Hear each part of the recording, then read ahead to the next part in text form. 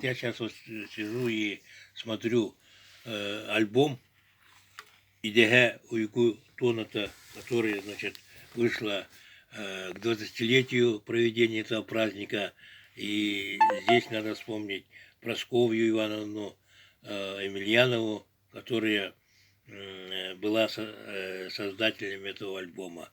А сегодня уже прошло 25 лет, и сейчас уже не альбом, а мы презентуем книгу. Я считаю, что это большое значение имеет для нашего улуса. Ну, что можно сказать об этих праздниках? Действительно, эти праздники проходили очень, у нас в Улусе очень празднично, весело, с различными мероприятиями. И тут надо дать должное работникам нашей культуры, которые ежегодно разнообразят разные мероприятия и делают так, чтобы народу было интересно ходить на эти праздники.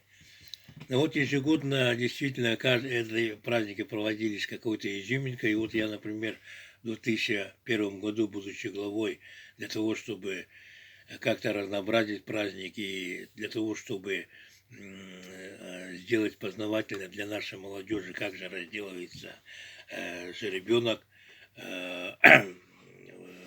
вот в озере под селом мы провели это соревнование по разделыванию жеребенка. И, к моему удивлению, значит, и зрители, и участники к этому соревнованию пришли с энтузиазмом, то есть с охотой это дело прошло. Я даже сам не знал о том, что жеребенка можно разделать за 16 минут. И это сделали балыгурские коневоды и заняли как раз первое место и были награждены тогдашним, ценным подарком, дружбой.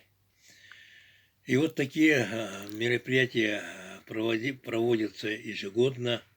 И мне бы хотелось, чтобы эти праздники проходили всегда. И я еще раз хочу поздравить вас с выходом этой книги и поздравить, поблагодарить тех людей, которые работали над этой книгой.